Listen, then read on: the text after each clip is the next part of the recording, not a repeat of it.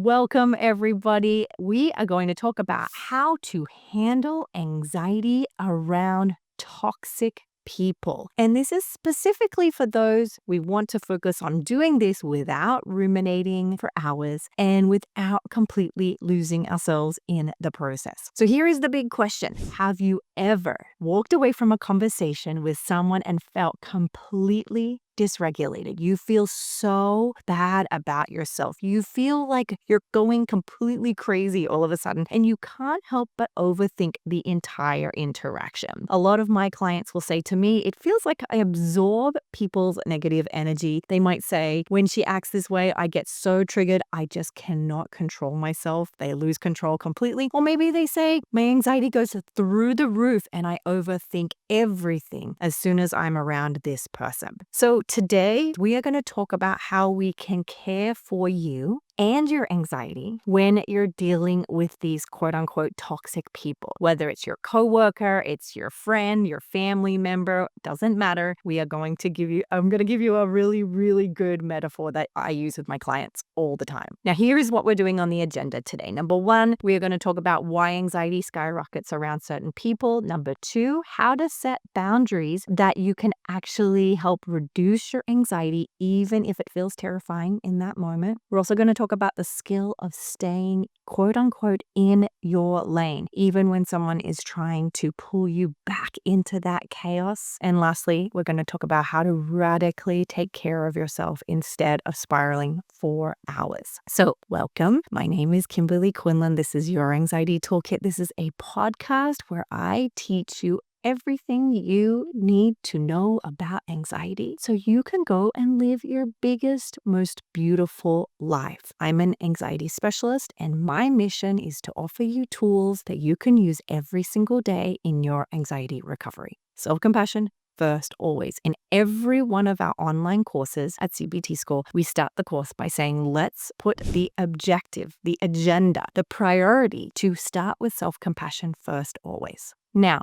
the other thing I want you to remember is we are going to take small baby steps here. As you can imagine, it is much easier to take a small step than to try and climb up a huge step. Climbing up a huge step is going to feel unbearable and too hard, and you probably won't even try. But if you put it in the way of making small baby steps, you're much more likely to be successful. So let's get going. So why does your anxiety skyrocket when you're around certain people? The most important thing to remember here is our brain is wired to detect danger. If it perceives there to be danger, it's going to send anxiety out. And so if there is somebody who doesn't feel safe to you, your brain is going to create anxiety. Now, another thing to remember here is maybe your brain has identified them as somebody who has hurt you in the past or could hurt you in the future. And for that reason, your brain's naturally going to create a lot of anxiety to try and warn you against this person. Now, the other reason you might be having a lot of anxiety is maybe your brain has identified them as dangerous because of faulty thoughts you have about them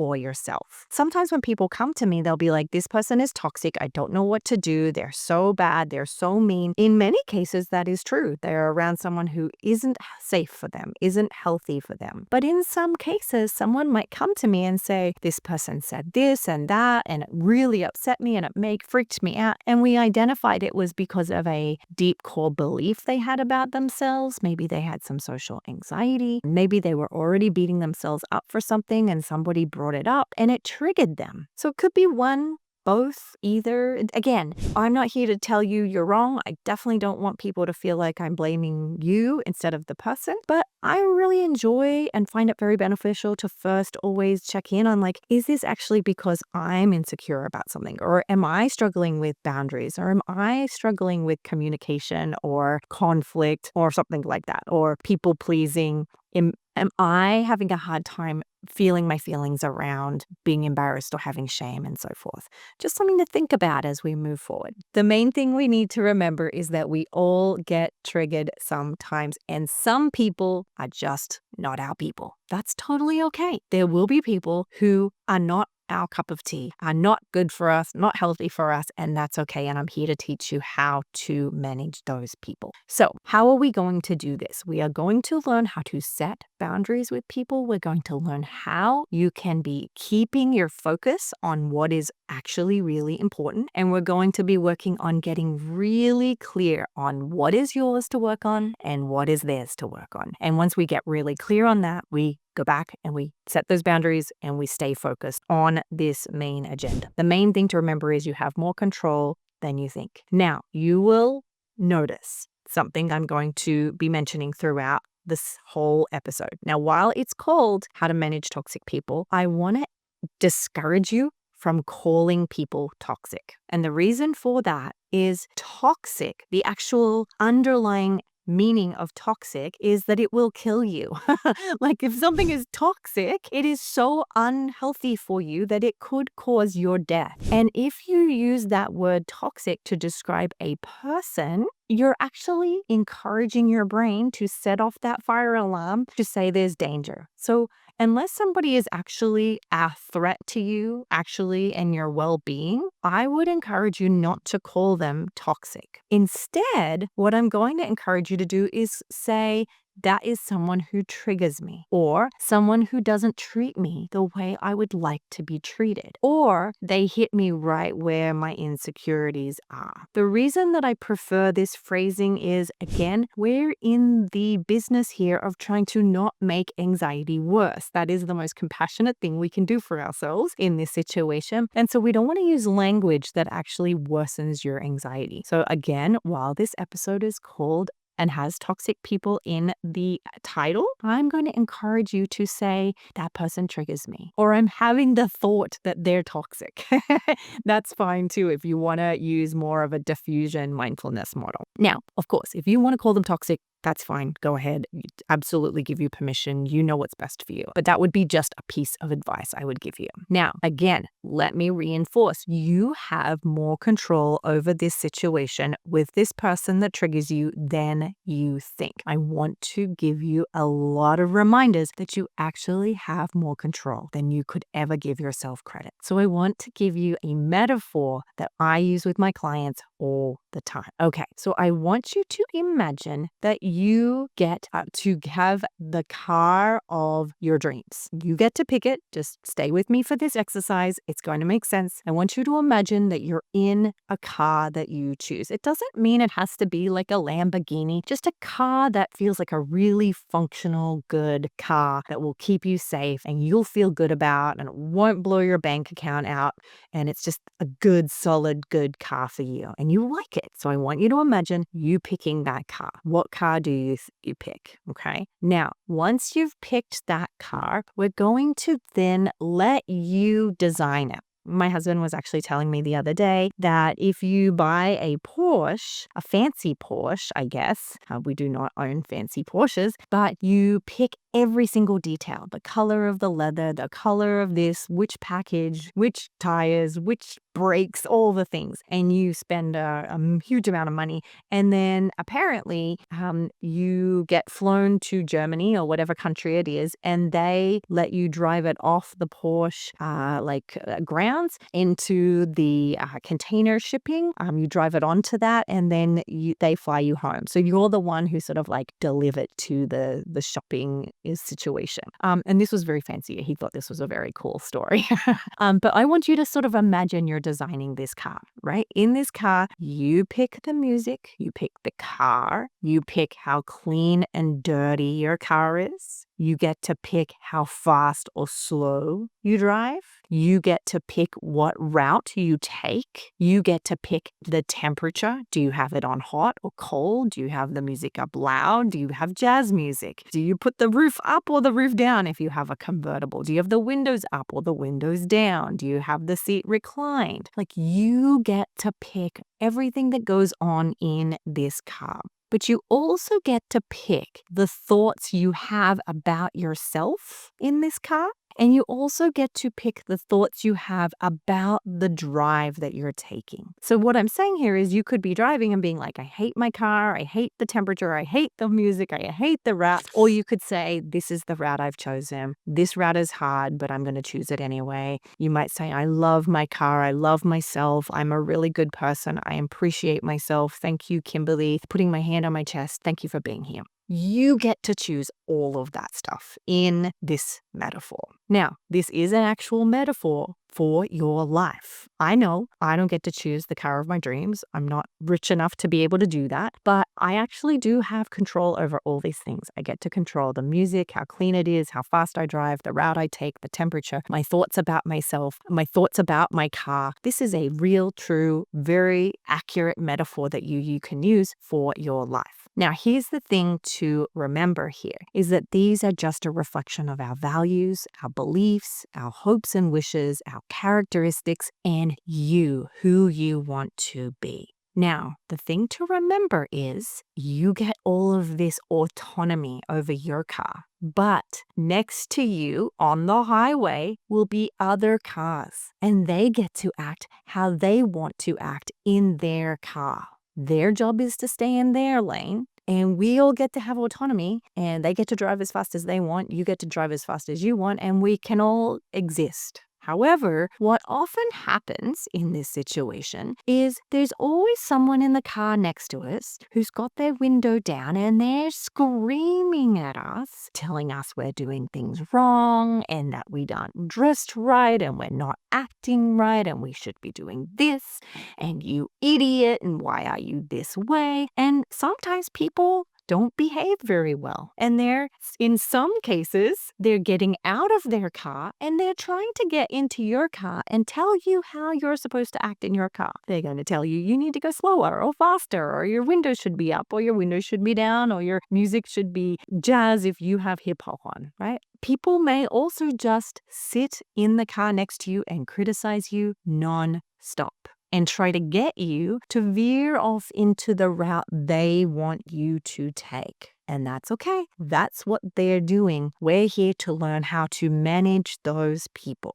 Now, it is our responsibility as human beings to take control, to take responsibility for our car and learn to set boundaries with those people. Now, when you are around, and I get it, when you are around people who are yelling at you from every angle or being unkind or manipulating you, it can feel pretty devastating. You can feel incredibly anxious, incredibly overwhelmed, stressed, depressed. It's not fun. And your nervous system is going to get it, right? It's going to absolutely feel the weight of this situation. So what we are going to look at here is we are going to look at your options. Now, what we have here is we have one terrible option and we have 3 healthy options. And these are the options I'm going to give you. So technically you have 4 options. I'm sure you have more than 4, but for the sake of just me being clear, we're going to go through the 4 options. Now, let's take a look at option number 1. Option number 1 would be you engage in their toxicity, you buy into their trash stories, you question and you doubt yourself, you ruminate about all the things that they've said and done to you. They've criticized you and you feel hopeless about this situation. That is a choice. We can choose that option. It's not the one I want you to make, and it's probably the one that you've taken in the past, as have I,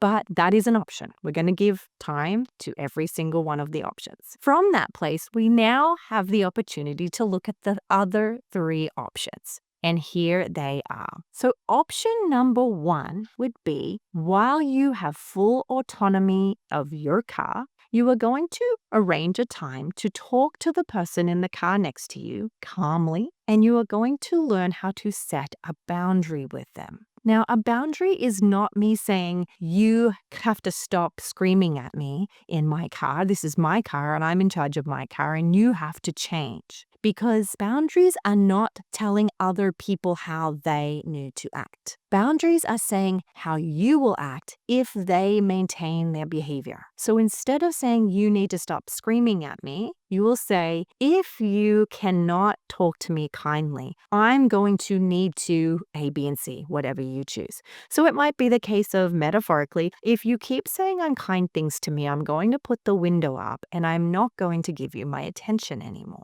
Or he'll give you other examples of this, but it's ultimately saying what you will do if they can't abide by treating you with the respect that you deserve. Now, there will be some people who cannot hold that boundary. And the second of the healthy options would be there will be times where you need to change your route if someone cannot respect healthy interactions with you. Now, we can talk about what that looks like because there are situations like the third situation where you don't have a choice. You have to work with this person, or you've been assigned this person in your class study group, or they're a family member. You can't divorce a family member. They are in your life for many different unfortunate reasons. So in the third option, so we have option number 1, you set a boundary. Option number 2, in some cases, if you're able and they're unable to hold that boundary, we may need to choose a different route, and we need to take responsibility. We don't hold resent for that. We say, okay, I'm choosing a different route because it's what's kind for me. And then the third option is you have to stay in communication with them and they're relentless. They will not stop. You're going to have to learn how to let them act like a complete butthead, and you're going to have to be in charge and in control of how you respond to that.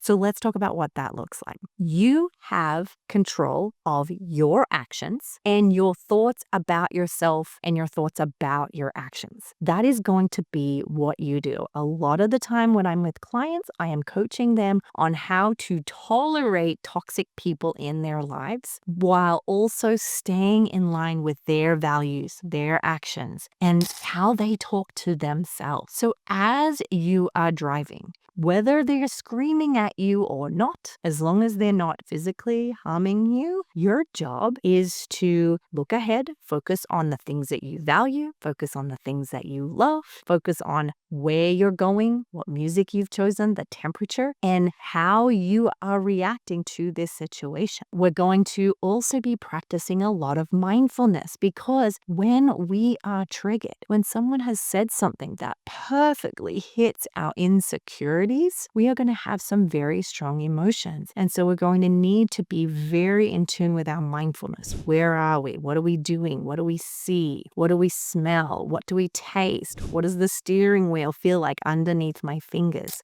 We're going to be needing to be as present as we can as we ride these waves of emotions. Now, your homework for this episode is to make a list of quote unquote rules of how you're going to show up. Are you going to set a boundary? Are you going to find a new route if there are people that aren't healthy for you? Or are you going to learn how to stay in relation with that person? And what rules are you going to set for yourself while you interact with them? Because we can't control other people. We can only control ourselves. So that's really, really important. We want to do this as kindly as we can. So as always, in your anxiety toolkit, I want to give you some tools and skills. The first skill I want to give you is the actual act of setting a boundary. Remember, boundary setting is not telling them what to do, because you are not in charge of what they do in their car. You are in charge of what you do in your car. So it's saying, if you act this way, I'm going to respond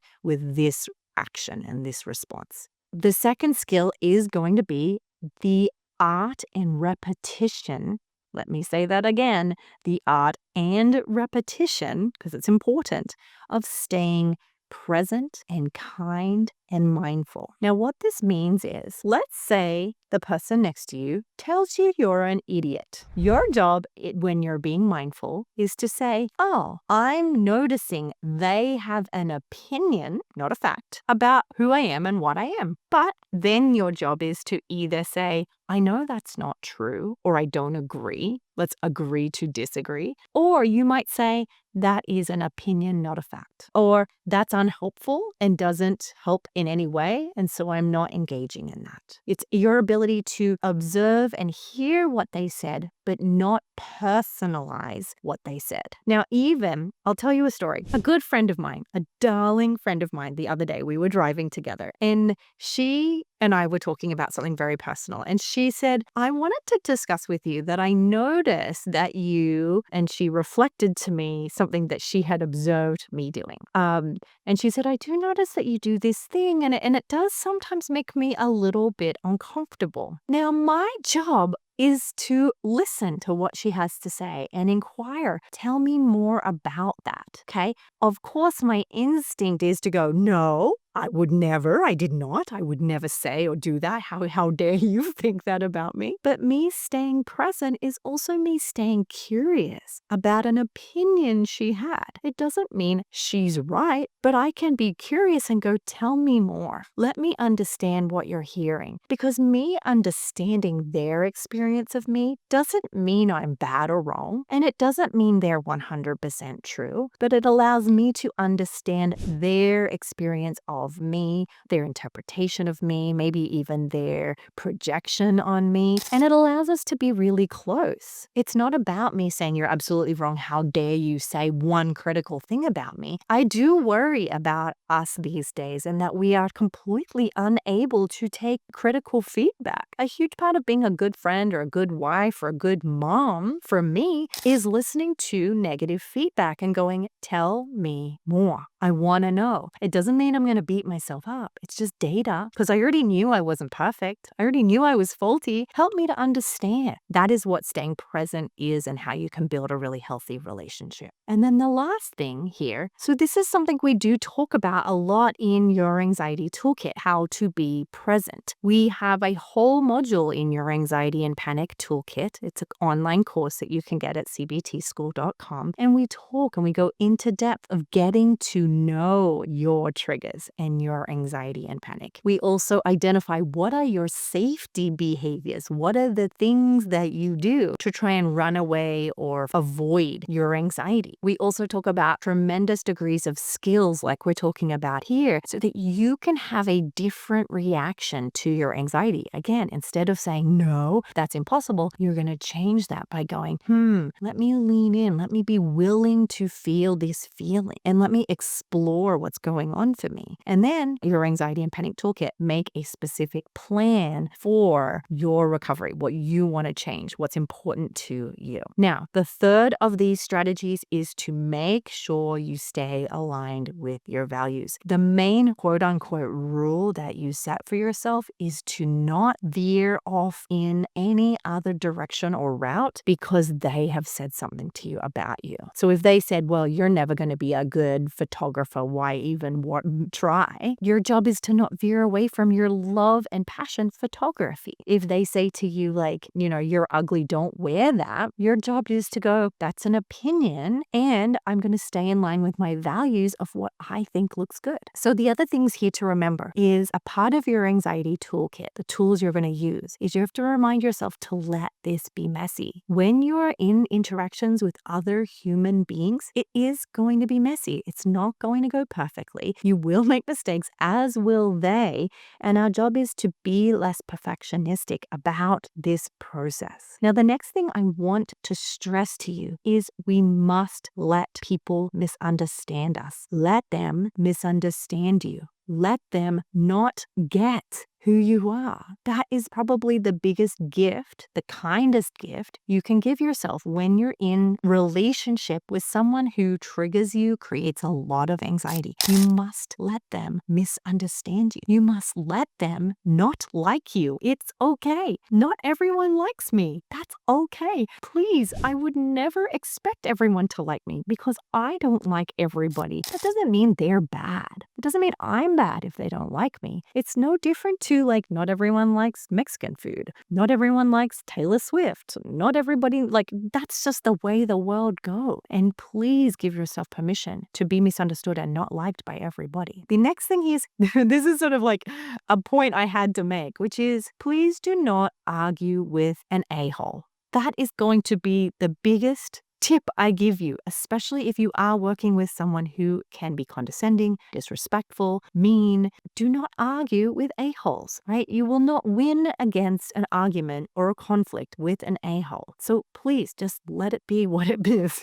Let it be. But instead, set gentle and firm boundaries with them, with yourself, and say, maybe you even have to set a boundary with yourself and say, listen, Kimberly, every time they do that, you totally unravel and you ruminate for hours. The boundary is, if that happens again, you are going to commit to not ruminating about this anymore. You're not going to try and solve something that you can't solve. You know, I always love the saying, I'm going to ruin this saying. Like, it says, you're not the jackass whisperer. Like, don't try and change people's minds. You're not the jackass whisperer. I always thought that was so funny and so true. All right. Another important tool and skill you're going to need to practice is let yourself have strong emotion, because this is triggering work. But do not act from those strong emotions. If you are angry and rageful and you're in a shame pit, do not act from those places. Those strong emotions are valid. You get to feel them. I encourage you to feel them, but do not act from those places, because when you are in those emotions, you're raw, you're vulnerable, you're emotional. That is where you double down on being as kind as you can. Don't make any impulsive decisions. Slow down and take care of yourself. Run a bar, have a cup of tea, talk to a loving friend, journal, remind yourself of your rules, sit down and go through the metaphorical car. Okay, what do I have control over? What don't I have? What in this car will make me feel good right now that is helpful and productive and not compulsive, that will help me manage this strong wave of emotions until it passes. Okay, so here is the conclusion. You deserve to be treated with respect and loving kindness. You never let someone tell you anything otherwise. However, there will be a-holes on the planet. It's going to happen. But you have control of your car, what happens in your car, and how you act in that car, how mindful you are, and whether you engage in all of their trash, right? Your job is to set strong boundaries with them, strong boundaries with you, and practice the art of repetitive presence, bringing it back to what's important to you, what matters, and the absolute loving kindness of you. Thank you, everyone, for being here. I am so, so grateful. Your time is so valuable to me. I hope that today was helpful. I hope you have a wonderful day, and I will see you next week.